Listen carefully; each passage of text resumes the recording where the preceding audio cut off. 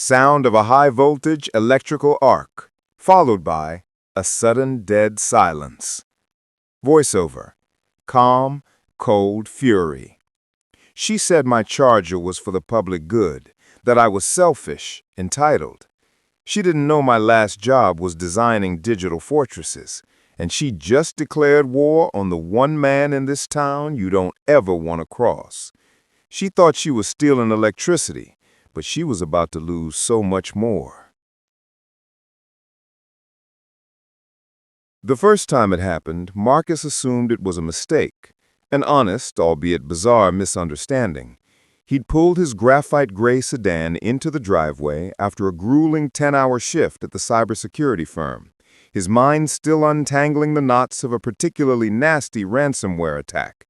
He was already calculating the minutes until he could plug in his car, pour a glass of bourbon, and let the day dissolve. That's when he saw it. A gleaming pearl-white SUV, identical to his own model, parked at a slight angle next to his garage. It was brazenly, unapologetically occupying the very spot where his wife Sarah usually parked. But the real violation was the thick black cable snaking from the high-end charging station he'd installed just last month. The glowing green light on the unit indicated a successful connection. Someone was stealing his electricity right in his own driveway. He killed the engine, a slow burn starting in his chest. This was Westmere Heights, a neighborhood of manicured lawns and unspoken rules where the fiercest conflicts were usually waged over the precise height of a hedge. This was a different level of audacity. He got out, the quiet suburban street amplifying the soft crunch of his dress shoes on the pavement. He walked over to the offending vehicle, peering through the tinted window. Empty. A resident parking sticker on the windshield confirmed the car belonged to someone in the neighborhood. He followed the cable back to his charger, a top-of-the-line wall pulse Pro he'd pay the small fortune for. It was his. He'd spent a full weekend trenching the line and wiring it into his home's main panel. A flicker of movement from across the street caught his eye. A woman was wrestling a ridiculously large inflatable flamingo from her front lawn, her face a mask of suburban determination. He recognized her from the HOA welcome email. Infrastructure. Marcus blinked. The community's infrastructure. This is my house. I paid for this. And we all appreciate it, she said with a saccharine smile that didn't reach her eyes. I was on my way home and saw my battery was nearly empty. I figured, why let a perfectly good charger sit idle? It's for the good of the planet, after all. The sheer, unadulterated entitlement was breathtaking. He felt like he was in a nature documentary observing a species with no concept of social cues or private property. I need to charge my own car, he said, his voice dropping an octave. I have an early meeting 2 hours away tomorrow. Carol sighed, a theatrical display of profound inconvenience. Fine, she clipped, popping the trunk to retrieve her purse. But really, you should be more open to sharing. It's the responsible thing to do. She unlocked the car, and with a soft click, the charging handle disengaged. She unplugged the cable and let it drop to the concrete with a thud that made Marcus wince. Without another word, she got in her SUV, backed out of his driveway, leaving a faint tire mark on his pristine pavers, and drove the 100 feet to her own. Marcus stood there for a long moment, the dropped cable looking like a dead serpent at his feet. He picked it up, dusted it off, and plugged it into his own car. The light on the unit blinked, then turned a steady, reassuring green. He went inside, the story already forming in his mind for Sarah, convinced it was a one-time fluke, an encounter with the neighborhood eccentric. He was wrong. 3 days later, it happened again. This time, it was worse. He and Sarah were coming home from a dinner out, looking forward to a quiet evening. The white SUV was there once again, leeching power from his wall, but this time it was blocking his car in. His sedan was still in the garage, and the SUV was parked directly behind it, leaving him no way to get out. "You have got to be kidding me," Sarah said, her voice a low hiss. "Did you talk to her?" "I did. I thought we had an understanding," Marcus said, the slow burn in his chest roaring back to life. "An understanding that private property is, private?" He stormed across the street, Sarah trailing behind him. He didn't bother with pleasantries this time, rapping his knuckles sharply on Carol's ornate front door. A moment later, a harried-looking man with a kind face and a defeated posture opened it. Bill, Carol's husband. "Oh, hello, Marcus," he said, forcing a weak smile. "Everything okay?" "No, Bill, it's not," Marcus said, pointing a thumb over his shoulder. "Your wife has parked in my driveway again, she's blocking my car in, and she's using my charger." Bill's face fell. "Oh, dear, she said you'd worked something out, a sharing arrangement." "A sharing arrangement?" Marcus echoed, his voice rising with incredulity. "The arrangement was that she doesn't park on my property and steal my electricity. That's the arrangement." From behind, Bill Carroll appeared, wiping her hands on a dish towel. "What is all the shouting about? You're making a scene, Marcus." "I'm making a scene?" He shot back. "You've trapped my car in my own garage. I could have an emergency. I could need to get out of here." "Oh, don't be so dramatic," she scoffed, pushing past her husband. "I was just getting a top-up. I would have been gone in an hour. If you had an emergency, you could have just come and asked me to move. It's called being a neighbor." "Being a neighbor doesn't mean you get to use my home as your personal gas station," Sarah chimed in, her arms crossed. "What you're doing is illegal. It's theft and it's trespassing." Carol's eyes narrowed. "Don't you dare lecture me about legality. This is a community. We look out for each other. I see you got that part." New high-speed internet installed. Are you sharing the Wi-Fi password? No. It's this kind of selfish attitude that's ruining this country. People like you, with your gates and your passwords and your private property. Marcus felt a vain throb in his temple. He was arguing with a phantom, a person whose reality was built on a foundation of pure, unassailable self-interest. Logic was useless here. "Move your car, Carol," he said, his voice dangerously low. "Now." "Or what?" she challenged, a smirk playing on her lips. "Or I'm calling the police. And a tow truck." Her smirk vanished, replaced by a flash of fury. "You wouldn't dare." "Try me." For a tense moment, they stood in a silent standoff on her perfectly manicured lawn. Bill looked like he wanted the earth to swallow him whole. Finally, with a dramatic huff, Carol spun around. "Fine, but I'm reporting you to the HOA for creating a hostile environment," she snapped, stomping back to her car. She moved it, peeling out of his driveway with a squeal of tires that was deliberately, performatively loud. That night, Marcus couldn't sleep. He lay in bed staring at the ceiling, the woman's words echoing in his head. "Or what?" she had challenged him. She believed there were no consequences. She believed she could do whatever she wanted, and the most he could do was threaten and yell. She saw his civility as weakness. A cold, precise anger began to solidify in his gut. He wasn't just a homeowner. He was a systems architect for a living. He built digital walls and traps for people far more sophisticated than Carol. He designed systems that didn't just block intruders, but punished them. Systems that learned, adapted, and retaliated. He slipped out of bed and went to his home office, the glow of his triple monitor setup illuminating the dark room. He pulled up the specs for his charger. It was a smart device connected to his home network with a robust API, an application programming interface, a digital backdoor meant for diagnostics and control.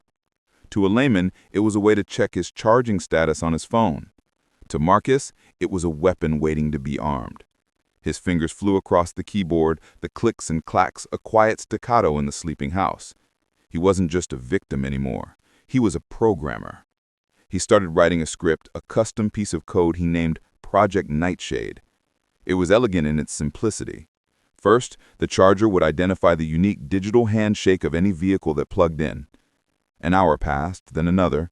From his office window, Marcus could see the twilight bleed into a deep suburban dark, the streetlights casting lonely pools of orange onto the pavement. The white SUV sat silently, a pale ghost tethered to his garage. He'd finished his work, filed his reports, and was now idly debugging a piece of code for a personal project. He was in no hurry. The trap was silent, patient, and absolute. The first sign of trouble was the flicker of Carol's porch light, followed by the opening of her front door. She emerged, phone to her ear, laughing about something. She had a gym bag slung over her shoulder, late yoga class perhaps. She walked with that same brisk, self-important gait, keys jangling in her hand. Marcus minimized his work screen, pulling up the security camera feed to full screen. This was the moment. Carol clicked her key fob. The SUV's lights flashed. She opened the driver's side door, tossed her bag onto the passenger seat, then walked to the charging port. She gripped the handle of his charging cable and pulled. It didn't budge. Choosing his words with surgical precision. That if the charger detected a serious anomaly, it might have sent a fault signal to your car. Most high-end EVs like yours have a safety feature for that exact scenario. In the event of a critical power fault, the car physically locks the charging cable in place to prevent a user from, for example, pulling out a live wire and getting electrocuted. It's a fail-safe. The color drained from Carol's face. Bill looked horrified. Electrocuted? Is it dangerous? Not anymore, Marcus said reassuringly, because the other thing the charger does is immediately trip its internal breaker and kill the power flow. The lock is just a mechanical side effect of the digital emergency brake being pulled. Your car thinks it just avoided a catastrophe, and it won't let go of the source of the danger until it's told that everything is safe. Carol stared at him, her mind clearly racing, connecting the dots he was so carefully laying out for her. The smug superiority was gone, replaced by a cold, creeping dread. "So, what are we supposed to do?" Bill pleaded. "Just leave it here?" "You could call the dealership," Marcus offered with a shrug. "They could send a certified technician. They'd probably have to tow it to the service center to run a full diagnostic. Or you could call an EV specialist, but I imagine an emergency house call would be pricey." The silence that followed was thick with the weight of Carol's defeat. She understood now. She was completely and utterly trapped, not by a simple mechanical failure, but by a complex web of logic and liability he had expertly woven around her. She had no recourse. She couldn't blame him without admitting she was trespassing. She couldn't demand he fix it without absolving him of all responsibility. She had boxed herself in. She stood on his porch for a full minute, her jaw clenched, her mind working furiously to find an escape route where none existed. Finally, she seemed to deflate, the fight draining out of her. "What do you want, Marcus?" she asked, her voice a low whisper of surrender. Marcus's expression remained neutral, His voice dropping to a calm, businesslike tone, "Is for this to never happen again. What I want is to be able to park in my own driveway and use my own property without having to police it. But since we're past that point, we need to address the immediate situation." He stepped back from the door. "Hold on a moment." He disappeared into the house, leaving Carol and Bill standing in confused silence on his porch.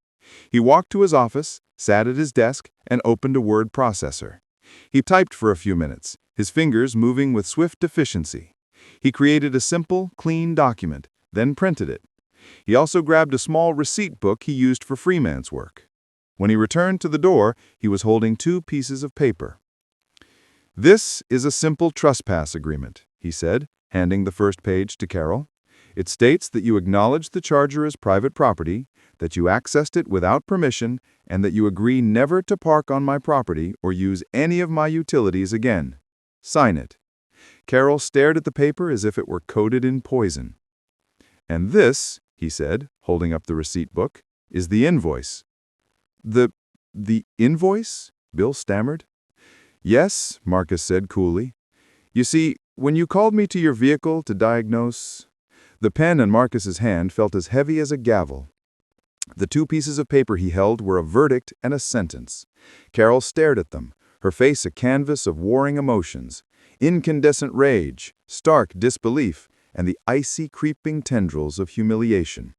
For a woman whose entire life was built on a foundation of perceived status and unwavering self-importance, this was a public demolition of her entire worldview. This is criminal," she finally managed to say, her voice trembling with fury. "I'm not paying you a cent. I'm calling my lawyer." "Please do," Marcus said, his voice utterly devoid of emotion. He pulled his Wall of the house and scrawled a furious, jagged signature at the bottom. It looked less like a name and more like a wound. "There," she said, thrusting it back at him. "Now the money." She fumbled for her phone, her hands shaking so badly she could barely unlock it. "What's your account?" Marcus calmly recited his phone number for the digital payment. He watched as she navigated her banking app, her thumb jabbing at the screen. A moment later, his own phone buzzed. A notification appeared. "You have received $500 from Carol Miller." He looked from the notification to her face. He gave a slow, deliberate nod. "Payment received. Agreement signed. Now, if you'll excuse me, I'll see if I can clear the fault code. No guarantees, of course. This is a delicate system." He left them on the porch, closing the door softly behind him. He didn't do it to be dramatic, but the effect was devastating. He was in his sanctuary, in control, while they were left outside, supplicants waiting for his favor. He walked to his office, sat down, and brought up the diagnostic panel for Project Nightshade. He could have cleared the code with a single keystroke. Instead, he made them wait. He let a full 5 minutes pass, an eternity for the two people standing in the cold night air. He pictured Carol on his porch, stewing, the $500 gone from her account, the signed confession in his possession. He wanted the lesson to sink in. He wanted her to understand the concept of consequences. Finally, he typed the release command. Fault code 7B, clear. Initiate unlock sequence. On the security feed, he walked back, refusing to make eye contact. The silence was a victory in itself. He had drawn a line, and she was finally respecting it. He and Sarah used the $500 to buy a ridiculously expensive bottle of scotch and a new rose bush for the front garden. It felt like justice. He started to think that was the end of it. He'd underestimated her. He'd won the battle over the charger, but he had inadvertently declared a war of attrition, and Carol was a master of that particular game. A week later, he was checking his mail when he found it. It was a thick, cream-colored envelope with the official crest of the Westmire Heights Homeowners Association. It wasn't a newsletter. It felt heavy, formal, ominous. He opened it in the kitchen, Sarah looking over his shoulder. His eyes scanned the dense, jargon-filled text. It was an official notice of violation. "What is it?" Sarah asked, her voice tight with anxiety. Marcus read the words aloud, his voice flat with disbelief. "Violation of Bylaw 7.4, subsection C, unapproved aesthetic modifications to property exterior. It says the color of our front door is not on the pre-approved palette of acceptable community color schemes? We have 14 days to repaint it to an approved shade or face a fine of $100 per day." Sarah stared at him. "Our front door? It's navy blue. It was navy blue when we bought the house. Half the doors on the street are non-standard colors." Marcus continued reading, his gut twisting into a cold knot. This violation was brought to the board's attention via a formal signed complaint by a concerned community member. He didn't need to see the signature. He knew exactly who had filed it. Carol hadn't just found a new angle of attack. She had weaponized the very rules of the community against were scattered amongst the folding chairs. At the front of the room, behind a long folding table, sat the three-person board. There was Richard Hemlock, the president, a man in his late 50s with a perfectly coiffed silver mane and a condescending smile permanently affixed to his face. Beside him was Brenda, the treasurer, a stern-looking woman who peered over her spectacles like a hawk, searching for financial discrepancies. The third member was a younger man who looked deeply uncomfortable, as if he'd been forced to be there at gunpoint. And sitting in the front row, notepad and pen in hand, was Carol. She met Marcus's gaze with a look of pure triumphant malice before turning to whisper something to Richard, who nodded sympathetically. The fix was in. When the floor was opened for resident concerns, Marcus stood up, holding his 3 violation notices. He spoke calmly and logically. He explained that the door was the same color as when they'd purchased the home, implying it had been tacitly approved by the board's own inspection. He presented a packet of photos he'd printed, showing 15 other homes in the neighborhood with non-approved door colors. Richard didn't even look at the photos. "Mr. Weaver, the previous board's oversights do not concern us. A violation is a violation. The fact that other homes are also in violation is irrelevant to the matter of your home." "With all due respect," Marcus countered, "it speaks to a pattern of selective enforcement. I'm being singled out." "The board acts on complaints it receives," Richard said smoothly, steepling his fingers. "We received a complaint about your door. We are obligated to act." Carol raised her hand, a caricature of civic duty. "If I may, Richard," she said, standing up, "as the person who filed the complaint, I want to say this isn't personal. It's about maintaining the aesthetic harmony of our community, which directly impacts our property values. Some of us take the rules seriously because we care about our collective investment." Her speech was a masterpiece of passive aggression, painting Marcus as a rogue element threatening the financial stability of the entire neighborhood. Marcus felt his temper fraying.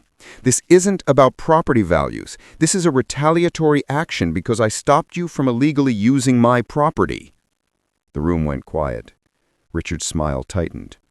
"Mr. Flag," he finished, his voice hollow. "And then what? What does she find next week? The brand of our doormat? The chemical composition of our lawn fertilizer?" "We could sell the house?" Sarah whispered. And the fact that she was even considering it told him how desperate she felt. "No," Marcus said, a hard edge returning to his voice. "No, we are not getting chased out of our own home by that woman." That night, he couldn't sleep. He sat in his office, the 3 violation notices spread out before him like a tarot reading of a miserable future. He had tried logic. He had tried reason.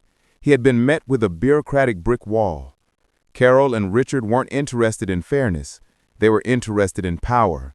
They were using the HOA rulebook as a cudgel. He leaned back in his chair, staring at the complex network diagram on his wall, a relic from a past project. He thought about how he approached cybersecurity threats. You don't just patch one vulnerability. You don't just block one attack. You do a full system audit. You find every weakness, every exploit, every backdoor. You expose the flaws in the entire architecture. He had been fighting the individual violations. He had been playing their game. It was time to change the game. He swiveled to his computer and pulled up the Westmire Heights HOA website.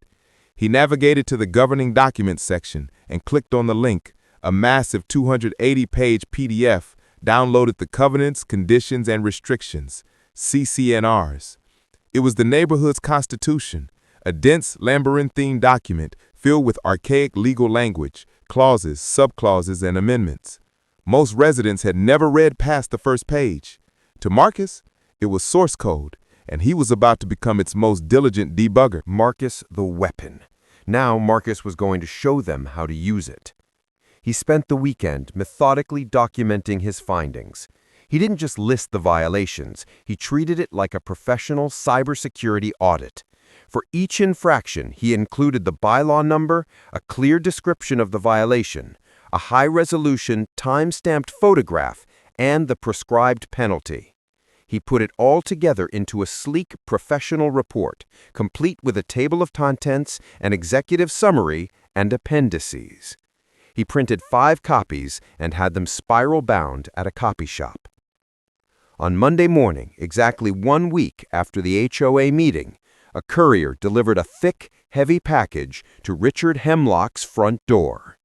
Richard, enjoying his morning coffee on his immaculate back patio, signed for it with a curious frown. He took it inside, opened the cardboard mailer, and pulled out the report. The title on the cover was stark and profuse. The silence that followed the delivery of Marcus's audit was heavier and more menacing than any shouting match. For 48 hours, there was no response. No angry phone calls, no blistering emails, no one marching up his driveway. It was the unnerving calm in the eye of a storm, and Marcus knew it was the sound of his opponents scrambling, realizing that the ground had crumbled beneath their feet. The first tremor came in the form of a phone call from Bill, Carol's husband. "Marcus, it's Bill Miller," he said, his voice a strained whisper. She's going insane. She got a copy of your book. She's talking to lawyers, to Richard. She thinks she can get you for harassment, for stalking." Everything in that report was compiled from public records and from observations made from the street.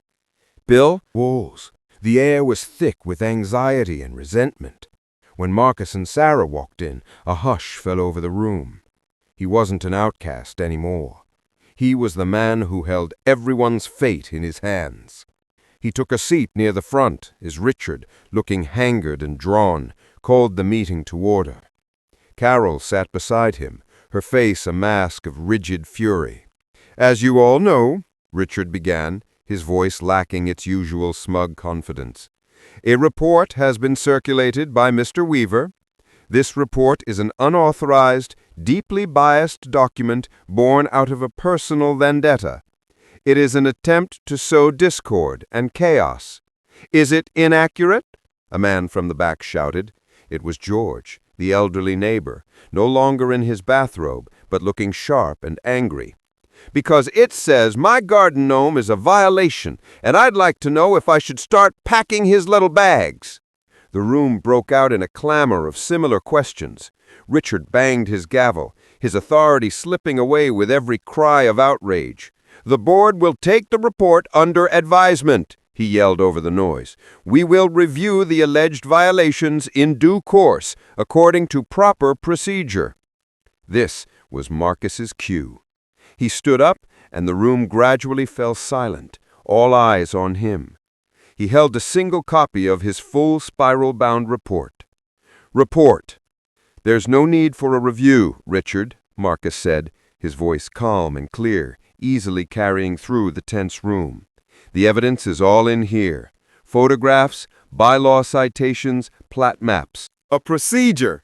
We're making a new procedure, Richard," someone else shouted. The energy in the room was electric. It was a full-blown insurrection. The residents, armed with the knowledge from Marcus's report, had realized the power had been with them all along. The vote was a formality, a landslide. Richard's face crumpled in defeat as he was voted out of his own little kingdom. Carol sat frozen as the community she thought she commanded repudiated her completely. She looked small and powerless, her face ashen. The amnesty passed unanimously. The review committee was formed on the spot, with George volunteering to be its first chairman. In the space of 30 minutes, Marcus had not just won his war, he had rewritten the terms of peace for the entire neighborhood. In the weeks that followed, a new sense of calm settled over Westmere Heights. The blue door remained blue. The HOA, under new leadership, became a far more reasonable entity. The audit report became the stuff of local legend, a story told over backyard fences. Marcus thought that was the end, but true karma, he learned, has a long and ironic tale. One crisp autumn Saturday, about a month after the meeting, Marcus and Sarah were enjoying their coffee on the front porch. They watched as a large flatbed truck rumbled down the street and parked in front of Carol and Bill's house. "What's that all about?" Sarah wondered. They soon found out. A crew of workmen began using jackhammers to systematically demolish Carol's brand-new slate-paved driveway extension, the one she had installed specifically to make it easier to park her precious white SUV. George, walking